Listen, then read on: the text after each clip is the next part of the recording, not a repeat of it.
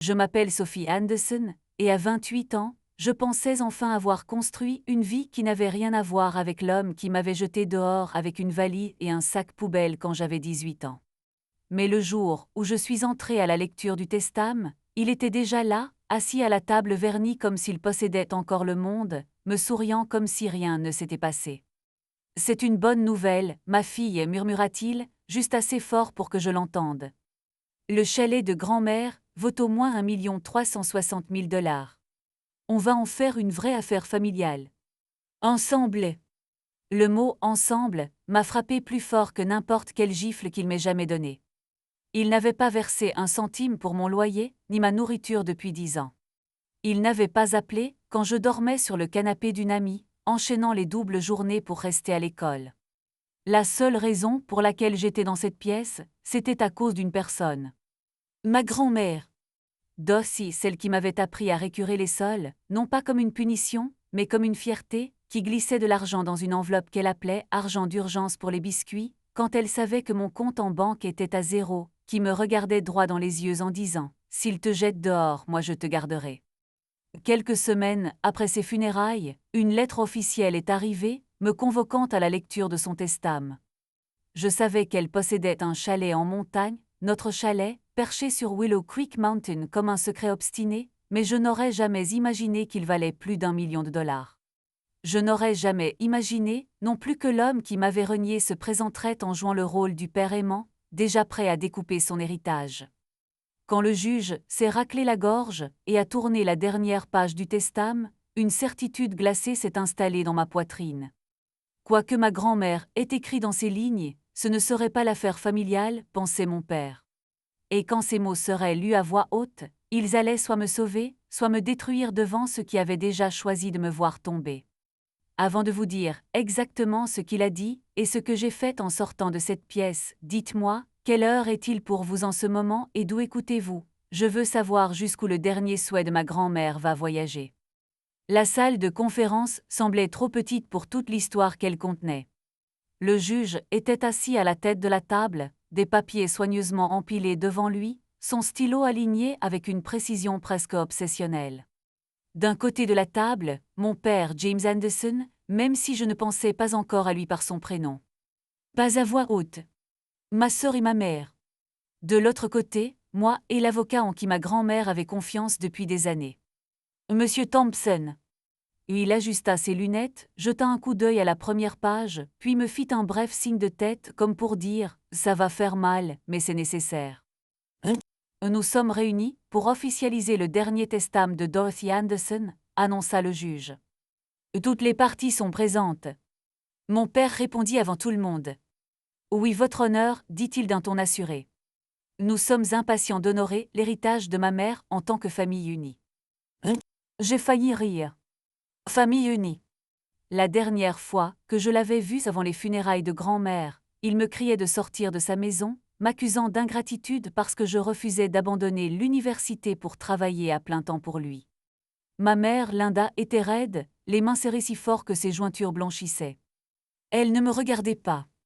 Elle fixait un point sur le mur, comme si le contact visuel risquait de briser quelque chose de fragile en elle. Ma sœur Anna, toujours parfaitement habillée, s'était affalée dans sa chaise comme si ce n'était qu'une autre réunion d'affaires. Ses yeux glissaient sur moi avec un mélange de curiosité et de mépris, comme si elle évaluait une concurrente plutôt que sa petite sœur.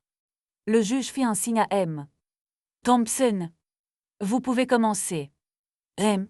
Thompson s'éclaircit la gorge. Dorothy Anderson, étant saine d'esprit et de corps au moment de la signature, déclare par la présente que ceci est son dernier testament. Saine d'esprit. Ces deux mots étaient déjà lourds de sens. J'ai surpris un léger tressaillement dans la mâchoire de mon père, un petit spasme, comme s'il venait d'avaler quelque chose d'amé. Il se pencha vers Anna et murmura « On va s'assurer que cette phrase ne tienne pas. » Mon estomac se noie. Ils étaient venus préparer avec leur scénario. Jouer la famille en deuil, louer la mémoire de grand-mère, puis discrètement prétendre qu'elle avait été confuse, manipulée, trop vieille pour comprendre ce qu'elle faisait. Ils n'étaient pas là pour pleurer. Ils étaient là pour gagner. Pendant que M. Thompson lisait les legs mineurs, petites sommes à des associations, objets sentimentaux à des cousins éloignés, je sentais l'impatience de mon père monter comme une chaleur. Ses doigts tapaient un rythme silencieux sur la table. Anna consultait son téléphone sous la table, son écran s'allumant puis s'éteignant comme un battement de cœur. Ma mère sursautait à chacun de leurs mouvements, mais ne disait rien. J'écoutais, gardais mon visage impassible, et répétais une pensée dans ma tête comme un bouclier. Grand-mère les connaissait. Grand-mère me connaissait. Elle n'avait rien signé par accident. Pourtant, une question me brûlait la peau. Pourquoi l'homme qui m'avait renié était-il entré si détendu, si sûr de lui, comme s'il lui suffisait de se montrer et de sourire? Si vous étiez assis à ma place, en face des gens qui vous ont brisé, croiriez-vous un seul mot sur la famille qui sortirait de leur bouche? La voix de Thème. Thompson changea à l'approche de la partie importante. Même le juge redressa la posture, sentant que nous approchions enfin du cœur du conflit. Nous arrivons maintenant à la disposition de l'actif principal, dit M. Thompson.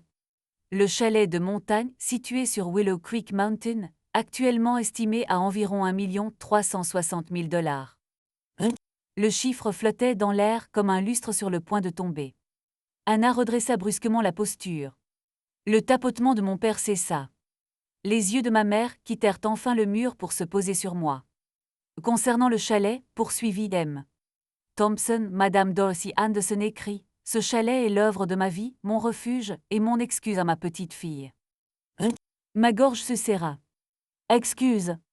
Elle n'avait jamais eu à s'excuser auprès de moi pour quoi que ce soit, mais elle savait que quelqu'un d'autre aurait dû le faire.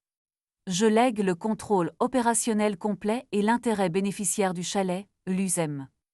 Thompson à ma petite fille Sophie Anderson, sous les conditions suivantes.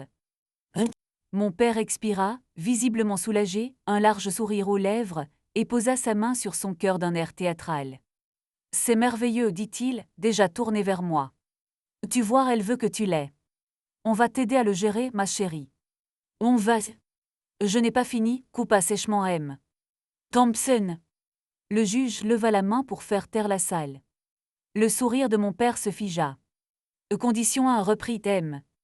Thompson.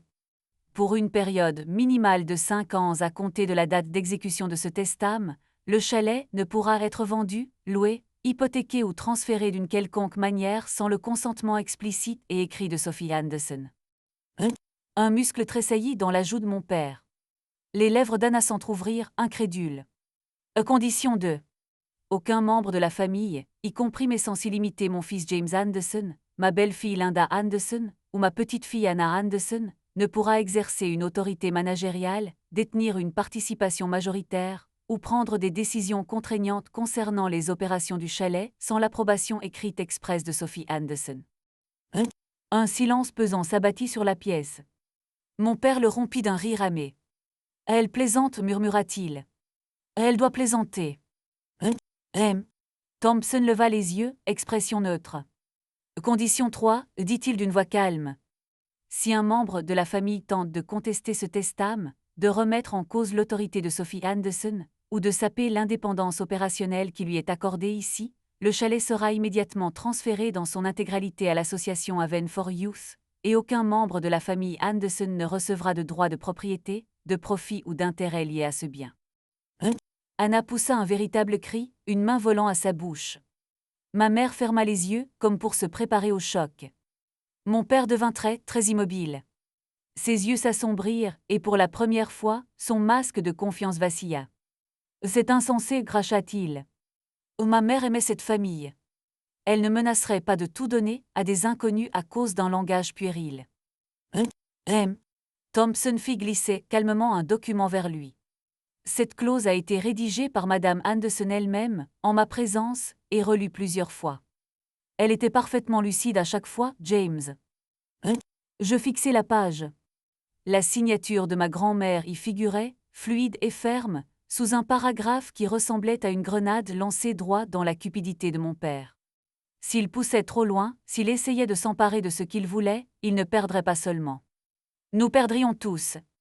Et elle m'avait fait confiance pour tenir cette lie. La colère monta dans la voix de mon père. Ou alors elle a été manipulée, grogna-t-il. Les gens se perdent quand ils vieillissent. Elle racontait n'importe quoi à la fin, je l'ai entendu moi-même. Tu n'es venu que 2 fois en 3 ans, dis-je doucement. Tous les regards se tournèrent vers moi. Tu as entendu ce qui t'arrangeait.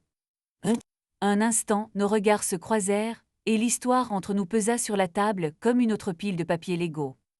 La nuit où il m'a dit que je devais lui obéir ou partir, le bruit du couloir quand la porte d'entrée claquait derrière moi, le silence qui a duré 10 ans entiers.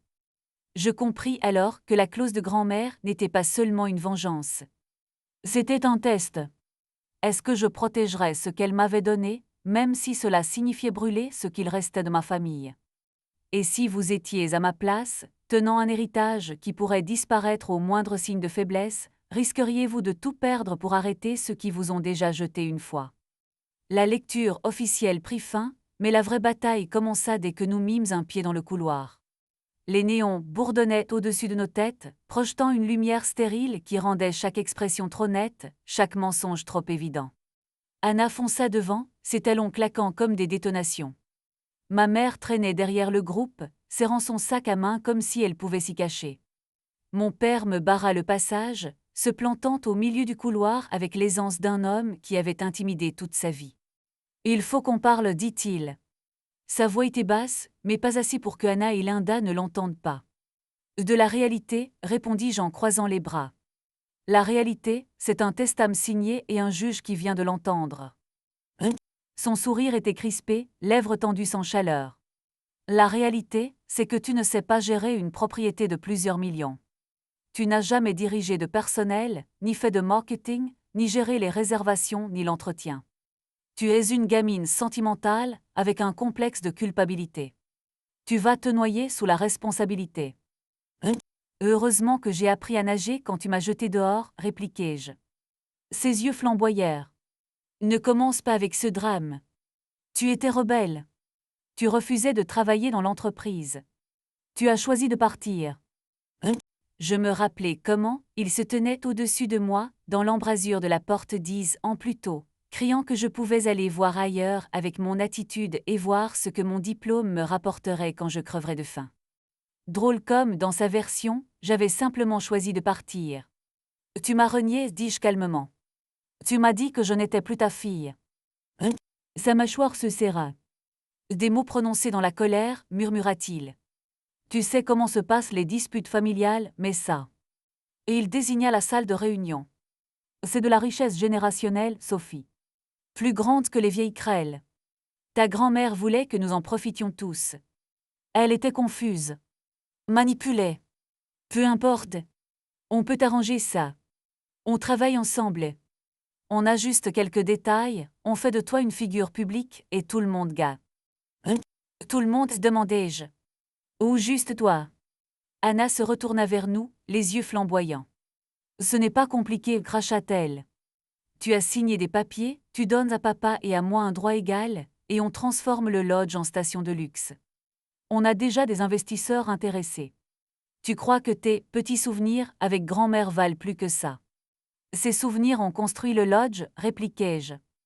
Pendant que vous ignoriez ces appels, j'apprenais chaque planche qui craque, chaque histoire d'invité. Elle ne m'a pas laissé une machine à cash. Elle m'a laissé une maison. Mon père s'avança, baissant encore la voix. Écoute bien, Sophie. Si tu essaies de gérer ça seule, tu vas échouer. Les réservations vont se tarir, l'entretien va te ruiner, et quand tu reviendras ramper, il sera trop tard. Tu auras perdu ta chance de faire partie de cette famille à nouveau. C'est vraiment ce que tu veux. Pendant une seconde, l'ancienne peur tenta de remonter dans mes os. La peur d'être seule, sans filet de sécurité, de compter les derniers billets dans mon portefeuille la nuit. Mais je me rappelais alors qui m'avait vraiment gardé en vie. Ce n'était pas l'homme en face de moi. C'était la femme dont la signature me protégeait désormais de lui. J'ai déjà perdu cette famille, dis-je. Le jour où tu m'as jeté dehors, tu as fait ce choix pour nous deux. Grand-mère m'a donné une seconde chance, pas pour ramper en arrière, mais pour construire quelque chose qui m'appartient enfin. Son visage se durcit, le charme s'évapora, remplacé par une colère brute. Tu fais une erreur que tu ne pourras pas réparer, siffla-t-il. Tu crois qu'une clause caritative va me faire peur, tu crois que je ne vais pas me battre. Je crois, répondis-je. C'est exactement ce sur quoi elle comptait. Pendant un battement de cœur, nous restâmes face à face. Sa menace, ma défiance, les sanglots silencieux de ma mère derrière lui, le ricanement impatient d'Anna. Puis il se pencha, presque nez à nez. « Si tu transformes ça en guerre, dit-il, ne pleure pas quand tu perdras tout, pas seulement le lodge, ta réputation, ton avenir, tout ça. » Il s'éloigna, Anna à ses côtés, leur silhouette s'évanouissant dans le couloir comme un avertissement. Ma mère resta là, les yeux mouillés, les lèvres tremblantes, mais quand elle ouvrit la bouche, aucun mot ne sortit. Elle me lança un regard brisé et les suivit. Je restai seule, le cœur battant à tout rompre dans mes oreilles, l'écho de la menace de mon père tournant en boucle dans ma tête. Appellerait-il ça un avertissement d'un parent, ou une déclaration de guerre d'un homme qui ne supportait pas de perdre le contrôle? Ce soir-là, je montai à Willow Creek Mountain, ma voiture pleine de cartons et mon esprit chargé de défis. Le lodge surgit des arbres au dernier virage, à la fois familier et sauvage. Le bardage en bois que grand-mère avait tenu à entretenir chaque printemps était usé mais solide, comme elle. Le porche avant s'affaissait légèrement, mais la vue sur la vallée s'étendait d'une manière qui rendait les problèmes minuscules. Je pris une profonde inspiration et déverrouillai la porte avec la clé qui m'appartenait désormais légalement. L'air à l'intérieur sentait le nettoyant au pain et le vieux café. Ça aurait dû être un fardeau. Au lieu de ça, c'était une réponse. Je ne commençais pas par des tableaux Excel ou des prévisions de profit. Je commençais par un tableau en liège. J'y épinglais des photos, des familles riant autour du foyer. Des enfants courant sur la pelouse, des couples regardant le coucher de soleil depuis le balcon. Sur des fiches blanches, j'écrivis des mots que grand-mère avait dit, les gens ne viennent pas ici pour la perfection. Ils viennent ici pour se rappeler qu'ils sont encore vivants. Puis je griffonnais des plans, des week-ends à thème pour les familles, des retraites d'entreprise axées sur la reconnexion, des forfaits hors saison pour garder le lodge occupé toute l'année. La vengeance ne serait pas de crier sur mon père. La vengeance serait des chambres pleines et une liste d'attente. Alors c'est la salle de guerre, dit Mock en entrant. Il était mon ami, depuis l'université, celui qui avait un jour payé ma facture de téléphone avec son argent de course parce qu'il en avait assez que mon numéro soit coupé tous les 2 mois. Il s'appuya contre l'embrasure, regardant le tableau couvert de photos, cartes et plans. C'est très toi. Un chaos organisé, avec des citations inspirantes passives-agressives. Je ris pour la première fois de la journée. Grand-mère m'a laissé le lodge, lui dis-je, et une clause nucléaire qu'il envoie à une œuvre caritative si quelqu'un la conteste. Mon père est déjà en train de bouillir de rage. Il arrive. Je ne sais juste pas quand. Alors on fait de cet endroit un bastion, dit Mock, pour que quand il viendra, il se prenne un mur fait de calendriers complets et d'avis élogieux. Nous nous mîmes au travail. Nous engagions des artisans locaux pour réparer le toit, moderniser la plomberie et rafraîchir les chambres sans effacer leur caractère. Je transformai un débarras en petite bibliothèque, avec des jeux de société et des livres pour enfants.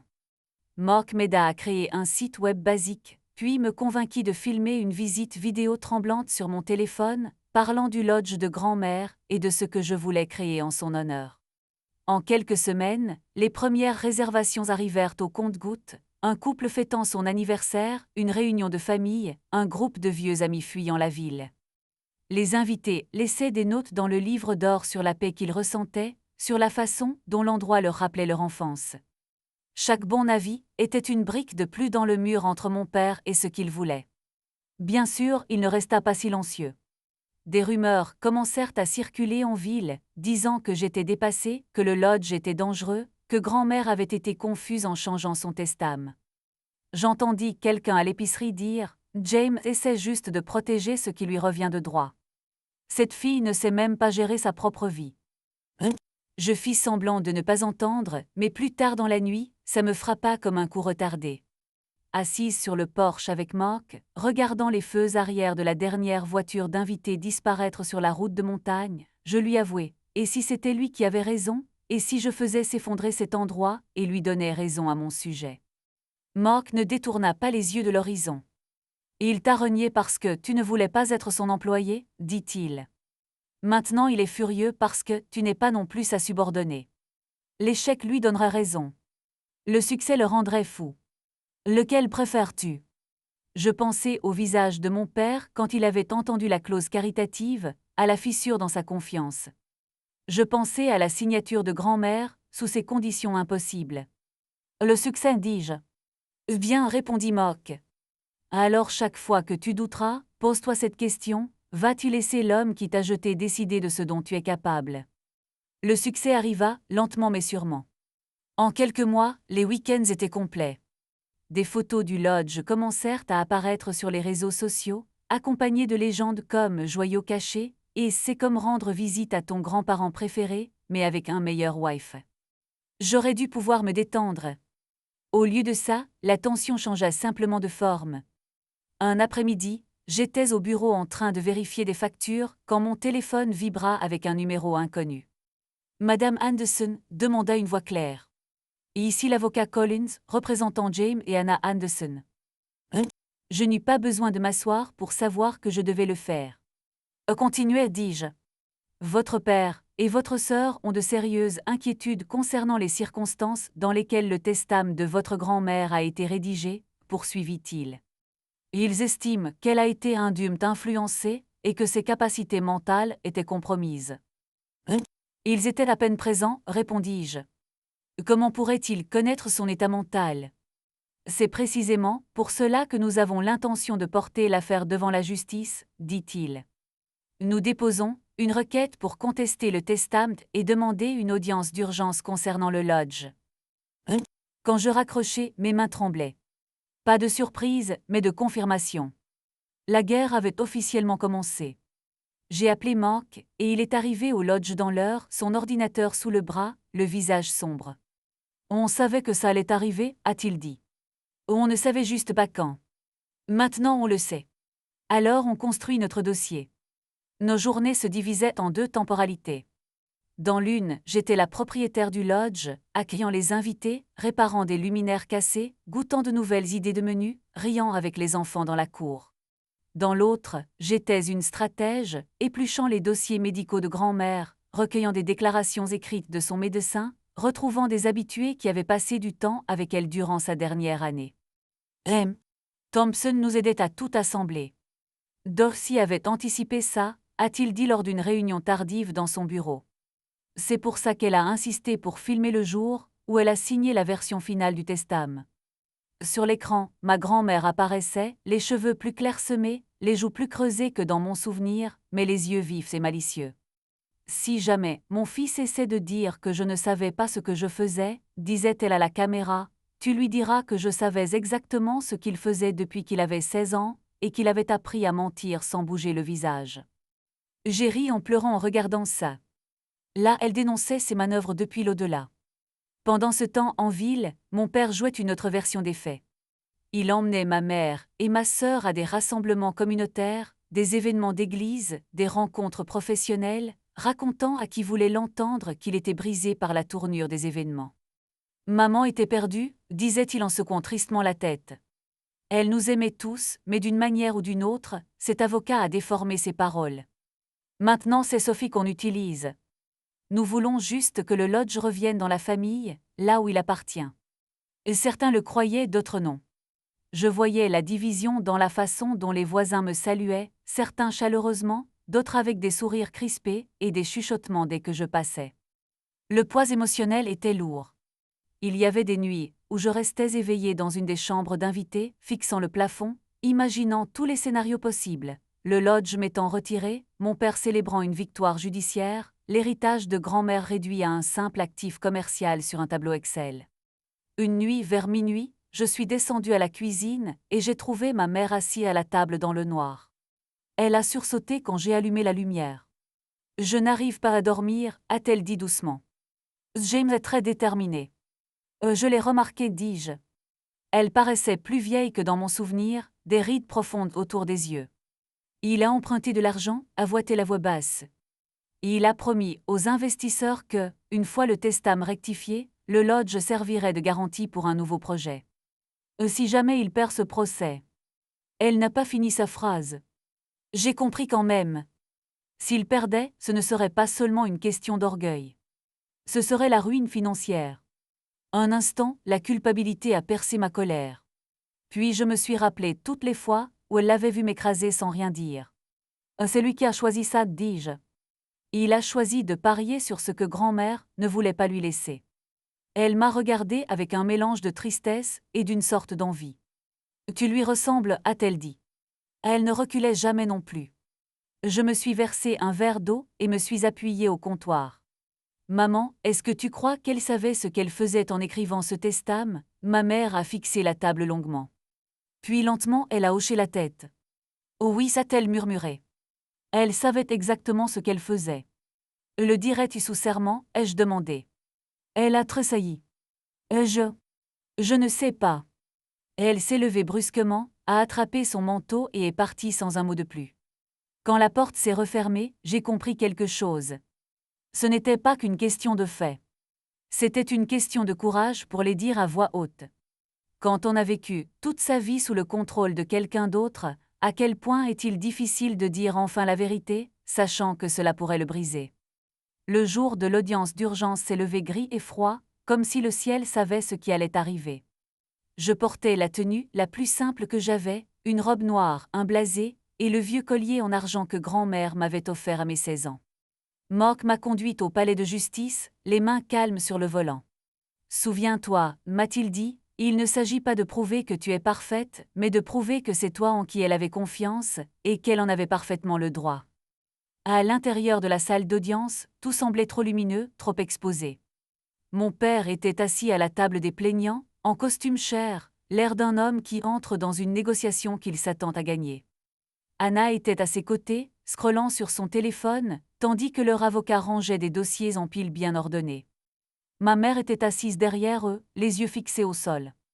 De notre côté, il n'y avait que moi, M. Thompson et Mark, au premier rang derrière nous. Le juge, le même que lors de la lecture, a ouvert la séance. Nous sommes ici pour examiner la requête déposée par James et Anna Anderson visant à contester le testament de Dorothy Anderson, notamment en ce qui concerne la disposition du Willow Creek Mountain Lodge. L'avocat de mon père a commencé par un discours fluide et préparé. Il a dépeint grand-mère comme une vieille femme confuse, profondément attachée à sa petite fille, mais plus capable de prendre des décisions financières complexes. Il m'a décrite comme émotionnellement vulnérable et facilement influençable, insinuant que M.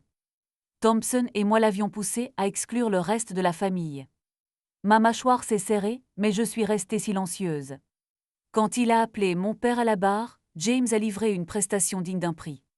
Il a parlé de son travail jour et nuit pour subvenir aux besoins de la famille, de son chagrin quand je me suis éloignée, de son choc en découvrant que sa mère s'était retournée contre lui dans ces derniers jours. Il a même tamponné ses yeux avec un mouchoir. Si je ne l'avais pas connu, j'aurais pu le croire. Le tour de M. Thompson fut plus calme, moins théâtral.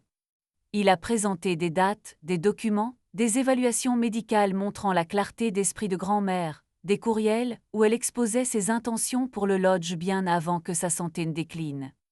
Puis il m'a regardé. Nous appelons Sophie Anderson à la barre. Mes jambes étaient lourdes en avançant, mais dès que je me suis assis et que j'ai posé la main sur la Bible, quelque chose s'est ancré en moi. J'ai dit la vérité.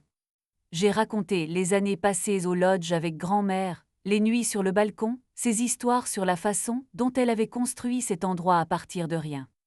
J'ai parlé de la grimace qu'elle faisait quand mon père la pressait d'étendre agressivement, de s'endetter contre son gré. J'ai répété ces mots sur le testament, si ton père veut le lodge, il devra d'abord t'aimer. Et s'il ne peut pas faire ça, il n'aura rien. L'avocat de mon père m'a interrogé, tentant de me peindre comme amère, vindicative, en quête de revanche. N'est-il pas vrai, a-t-il demandé, que vous avez une colère non résolue envers votre père pour vous avoir renié? Bien sûr que oui, ai-je répondu calmement. Mais ma colère n'a pas écrit le testament. C'est ma grand-mère qui l'a fait. Et n'est-il pas possible, a-t-il insisté, que votre grand-mère, par culpabilité ou confusion, ait surcompensé et vous ait donné plus d'autorité qu'elle ne le voulait vraiment? Non, ai-je dit. Il est possible que mon père ait sous-estimé à quel point elle le voyait clairement. Un léger murmure a parcouru la salle. Le juge a frappé doucement de son marteau. Silence. Quand M. Thompson a appelé notre dernier témoin, la confiance de mon père a vacillé. La défense appelle Linda Anderson, a-t-il annoncé. Ma mère avait l'air sur le point de s'évanouir. Un instant, j'ai cru qu'elle refuserait. Puis, lentement, elle s'est levée et est allée à la barre, chaque pas un acte de rébellion contre l'homme qu'elle avait soutenu pendant des décennies. Madame Anderson, a dit doucement M. Thompson, vous avez assisté à de nombreuses conversations entre votre belle-mère et la famille. Pouvez-vous, avec vos propres mots, dire à la cour ce que vous avez observé de son état mental lorsqu'elle discutait de son testament? Les mains de ma mère tremblaient sur ses genoux. Elle a regardé mon père. Son expression était une menace à peine contenue. Puis elle m'a regardé. Je ne l'ai pas supplié. Je lui ai juste laissé voir la question dans mes yeux. Et qui veux-tu être aujourd'hui? Dorothy était. Têtue, a commencé ma mère. Sa voix tremblait, mais elle n'a pas arrêté. Elle savait ce qu'elle voulait, même quand ça ne nous plaisait pas. Elle connaissait les chiffres, les dates, les détails. Elle se souvenait de choses d'il y a des années. Elle n'était pas confuse. L'avocat de mon père s'est levé. Objection, votre honneur. Un rejeté, a dit le juge. Continuez, Madame Anderson. Ma mère a avalé sa salive. Elle m'a dit, plus d'une fois, qu'elle laissait le lodge à Sophie pour qu'elle le gère. Elle disait que James ne le traiterait jamais comme autre chose qu'un business. Elle ne lui faisait pas confiance. Ces mots ont frappé comme un coup de marteau. Le visage de mon père est devenu rouge foncé. Linda a-t-il soufflé à voix basse, mais le micro l'a capté. Qu'est-ce que tu fais? Elle a tressailli mais a continué. Dorothy n'a pas été manipulée, a-t-elle dit. Elle essayait de protéger ce qu'elle avait construit, et elle croyait que Sophie le protégerait aussi. Pour la première fois, mon père avait l'air vraiment choqué, pas à cause des implications juridiques, mais parce que la femme qui avait suivi sa conduite pendant des années était sortie de son ombre. Le reste de l'audience s'est déroulé dans un flou. La vidéo de grand-mère parlant à la caméra, le témoignage du médecin, les relevés financiers montrant les investissements risqués récents de mon père basés sur l'accès anticipé à la valeur du lodge. M. Thompson n'a pas seulement défendu le testament, il a exposé le mobile de mon père.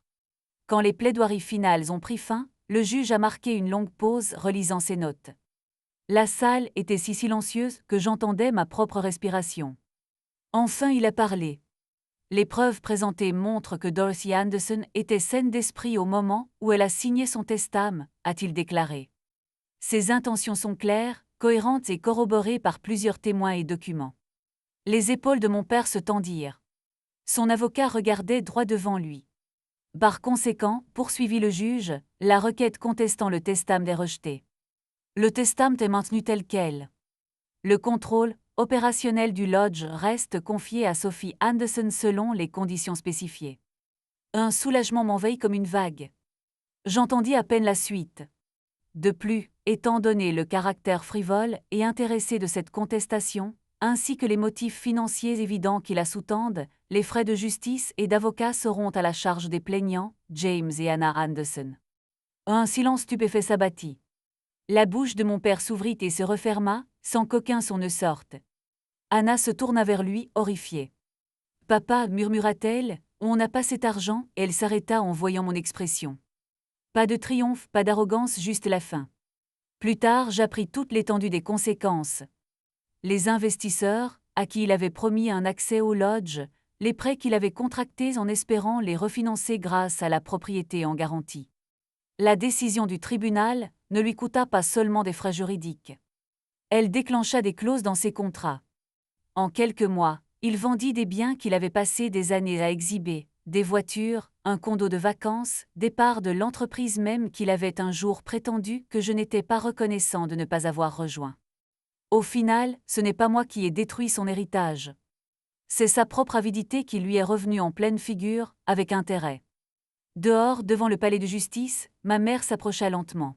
« Je suis désolée, dit-elle, pour beaucoup de choses. » Je hochai la tête. « Merci d'avoir dit la vérité, répondis-je.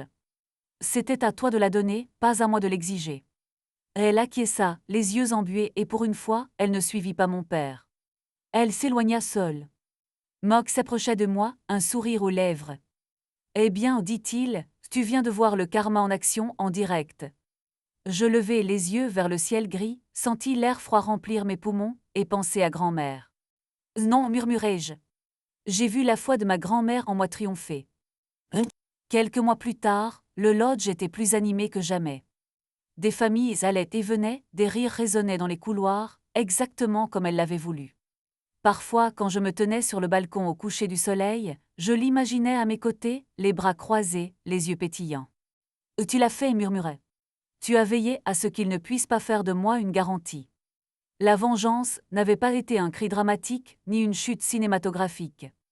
Elle avait été plus lente, plus tranchante. Un succès qu'il ne pouvait contrôler. Une vérité qu'il ne pouvait réécrire. Des conséquences qu'il ne pouvait esquiver. Mais alors que je regardais les enfants courir sur la pelouse et les couples se tenir la main près du feu, une autre question surgit. Plus discret, plus complexe. Quand la justice finit par frapper et que celui qui t'a blessé paie le prix qu'il a choisi de risquer, que fais-tu de cette part de toi qui souhaiterait simplement qu'il ait choisi d'être meilleur à la place ?